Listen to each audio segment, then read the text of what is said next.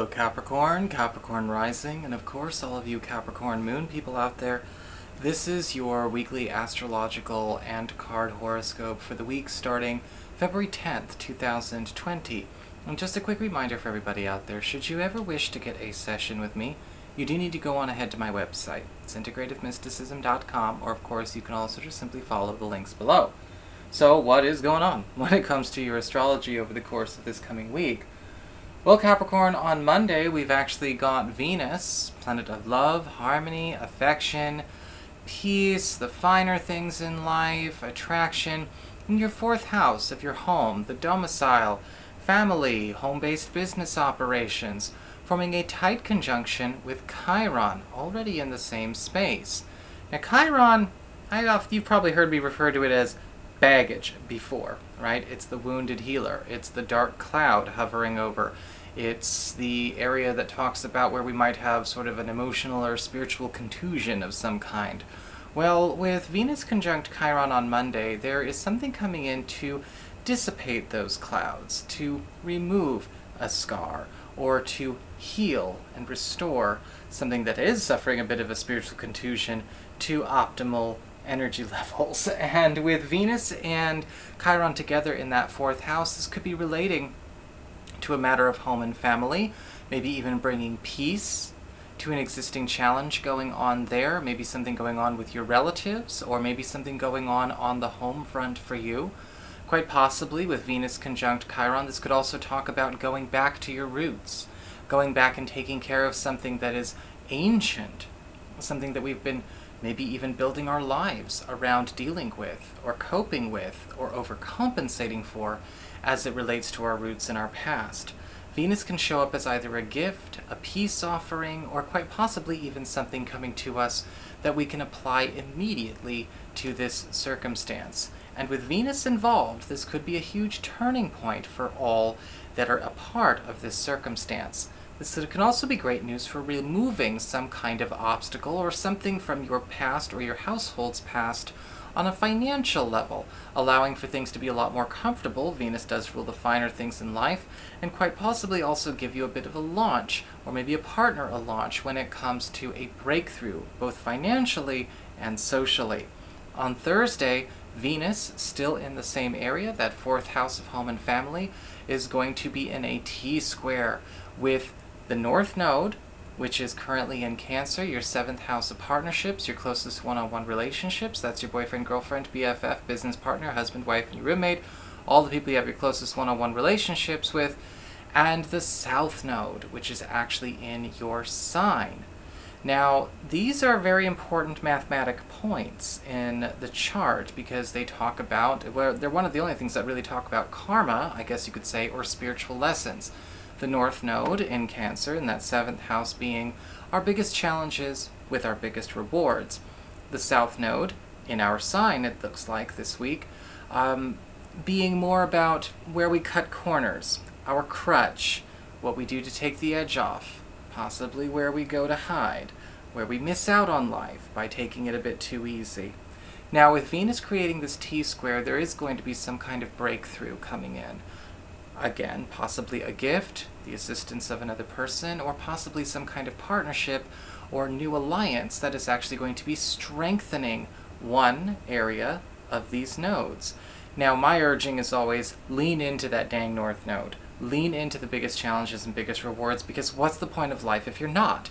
But you do have the option to, of course, take things towards the South Node as well. I'll give you an example of what that looks like. The North Node in the seventh house receiving this gift may actually allow you to strengthen or welcome in a new type of partnership, whether it's one that you're in or something completely brand new. But we will actually be also not only sharing with somebody else, but we are letting somebody else handle a responsibility for us that we would normally take on all by ourselves. We are teaming up, we are trusting others, and we are not trying to take on all the burden all by our lonesome. That would be the South Node in the first house, going it alone, taking it in too much of a solitary fashion, maybe protecting ourselves a little bit by, guarding our interests and not letting people in, but also at the same time not seeing how big things could be because there's only so much you can handle all by your lonesome. You decide what you want. You have free will and discernment. Before we get to the cards, I want to remind everybody that I am aware that there is a Mercury retrograde going on this week. And that, of course, is going to be happening on the 16th. And I did cover that in the monthly astrology horoscopes for February. If you are interested in checking those out, open up the down bar below this video, and you can find what you're looking for. A link to my Patreon page, where, yes, you have access to pretty much all videos that are on there for $1 minimum pledge, and then there are more rewards as you go up the pledge scale. So if you're interested in that, check that out. So, what is going on when it comes to your cards this week? Well, for your spiritual themes, we've got the Two of Pentacles upright. And it looks like we are incorporating more interests. We are bringing in more people. The Two of Pentacles upright is all about juggling priorities. It's all about bringing things into a state of balance. But also at the same time, allowing things to actually progress even though they're happening simultaneously, and it might feel every once in a while like things are progressing too quickly. I'm actually getting from the Two of Pentacles, a lot of you are going to be experiencing a week where separate projects, separate agendas, or separate goals are starting to all mature at the same time. And you may feel tempted to south node it a little bit, making things wait, making things have to stop, or deciding that you don't necessarily want to have something grow as fast as something else, and you want everything to take its respective turn. Don't go there. With the Two of Pentacles, everything is allowed to grow, and everything is actually allowed to maybe even happen all at the same time. Just make sure that you allow yourself and you allow what's there to progress naturally. On the influx, what's coming into your life, we actually have the Page of Pentacles upright. And the Page of Pentacles upright is all about a breakthrough where people are starting to not only contribute, but start proving their interest and their loyalty to you.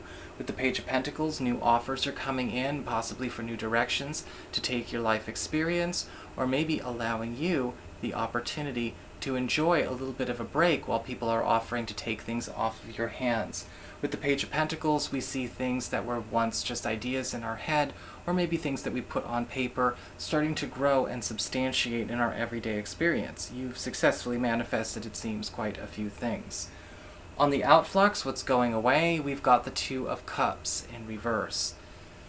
That energy of people maybe doing things next to each other as opposed to with each other is going away this week. And this can be very good for closeness, for intimacy, because with the Two of Cups reversed, in a lot of cases, we see friends, we see family members, even romantic partners, involved together, but really what's happening is they're all kind of doing their own thing. They're all kind of in it for their own personal, individual reason. I'm working with you on this team because I want to get something out of it for myself. Or I'm in this relationship with you, or I'm starting a relationship with you, but that's because I'm on a personal journey.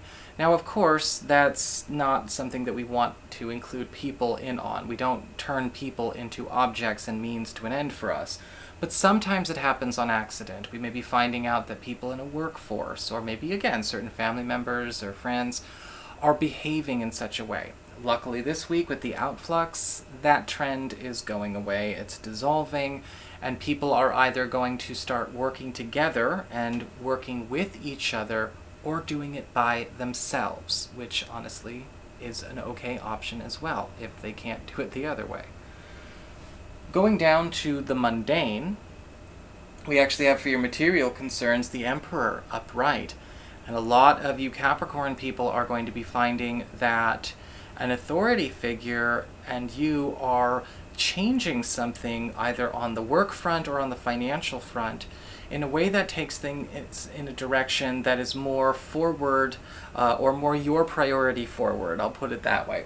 Because with the Emperor, I'm seeing somebody actually appointing some kind of task, some kind of maybe resource, or maybe even just some kind of very special sort of protection to you. and what you care about. This could be relating to maybe some additional job security, possibly lifting you up, changing a policy in your favor, or allowing you to even, bypass something that has been blocking you, or a blockade in some professional or financial matter. And for a lot of you with the Emperor card upright, you may even find yourself co-piloting with an authority figure in your work or in your field, allowing you to not only get some extra clout, but also influence the direction of such a workforce for a short time, maybe even longer than that. When it comes to the external, friends, relatives, and other people, we have the Nine of Wands in reverse. People are letting their guards down. People are becoming not only more trustworthy, but people are becoming more available. With the Nine of Wands reversed, we see people not doing things with a pure self-interest alone. They're not simply living life as though they're trying to tick off all the boxes on a shopping list. They're actually behaving in ways that are not only more intimate and honest, but also more authentic.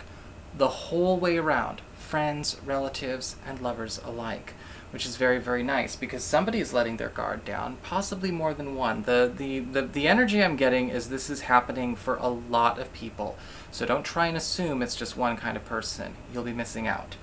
When it comes to the relationships area, well, we've got the Two of Swords upright, and it does look like a prospective relationship, if you're available, or an existing relationship that you're in, is going to take a freeze for a second. It's not being put on ice, no. But with the Two of Swords, what I'm actually seeing is almost a recognition of that Two of Cups reversed energy. We're identifying where maybe our priorities, our goals, our plans, maybe they're a bit too rigid mutually. Maybe there's something we have to change. Do we even care about what we're bringing to the table here? Or are we just doing this because we think this is going to be good for the couple? Maybe we are operating with ideas and priorities that aren't even really ours authentically, but more of a cultural agreement, or a family agreement, or social conditioning. And the Two of Swords is indicating everyone's kind of waking up out of that. Everyone's kind of like, whoa, hold on, you're right. Just because that type of relationship or that type of relationship priority is something that is prescribed via, pick your manipulator here, doesn't necessarily mean it's a guarantee for happiness. Ticking everything off on the box doesn't mean it's automatically going to take care of itself once we find a script. Let's actually have a real relationship. And that's actually a very interesting thing to see happen. A powerful awakening epiphany in the love department. So that's your horoscope. I hope you enjoyed it. If you did, don't forget to like, share, and subscribe. You know I appreciate it. And should you ever wish to get a session, go on ahead to my website. It's integrativemysticism.com.